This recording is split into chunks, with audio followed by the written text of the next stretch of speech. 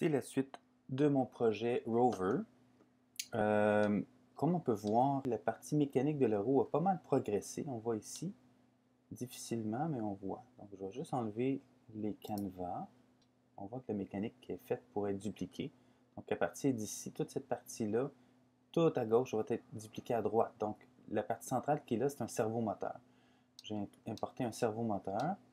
Je le place au centre, c'est lui qui va faire tourner les roues droite et gauche. Je vais enlever le body, carrosserie, voilà. Donc si je fais tourner comme ça, voilà, ça c'est le petit moteur qui va être utilisé pour donner l'énergie aux roues. Ça c'est mon servomoteur qui va faire tourner ma roue. Puis j'ai toute ma suspension, mes bras articulés pour la suspension. Toute la mécanique a été dessinée avec succès. J'ai fait des tests en simulation et tout semble bien fonctionner. Maintenant, il reste à faire les prints. Donc le premier print que je vais essayer de faire, c'est la portion intérieure. Je veux imprimer toute la partie mécanique qui va transporter l'énergie du moteur à la roue. Donc, je vais enlever certains éléments. Ça, c'est ce qui me reste et c'est ça que je dois imprimer en premier pour voir si je suis capable de faire des pièces assez solides pour faire tourner la roue. C'est mon but en ce moment. Donc ça, c'est toutes les pièces que je dois imprimer pour tester. Je vais vous le montrer dans pas très longtemps, mais ce que vous allez constater, c'est que le print n'aura pas été parfait. J'ai imprimé deux pièces pour mon rover. C'est le joint, un point de jonction. Ça, c'est un shaft pour transférer l'énergie. Une autre pièce vient de finir de s'imprimer. Cette pièce-là qui va être la pièce qui va tenir la roue. Elle est supposée entrer à l'intérieur de la roue, cette pièce-là ici. On va voir ce que ça va donner. Voilà, les pièces ont été montées. L'articulation fonctionne super bien. J'essaie de le retenir. Il n'y a aucun problème, il y a bien de la force. C'est très articulé.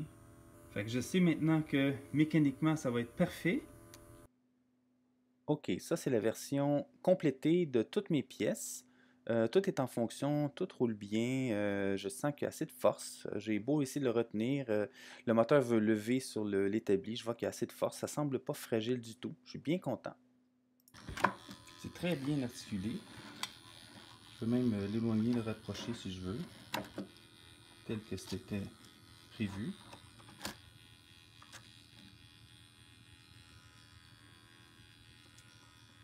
Très satisfait du résultat. On peut continuer le projet.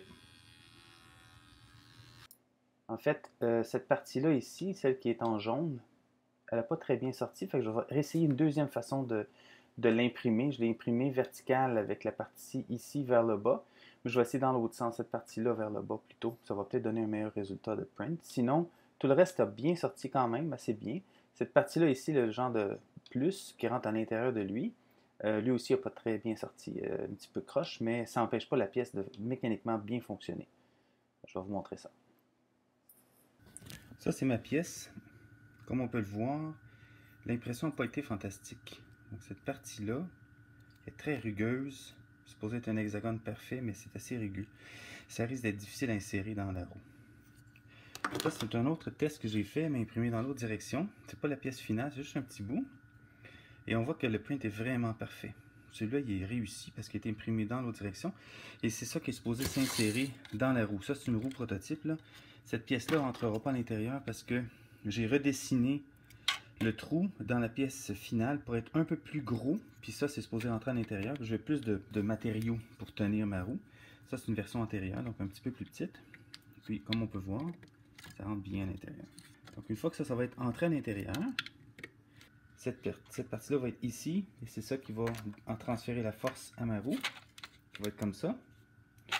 Et je vais insérer une vis qui va traverser de bord en bord d'ici jusque dans le fond de la pièce qui est là.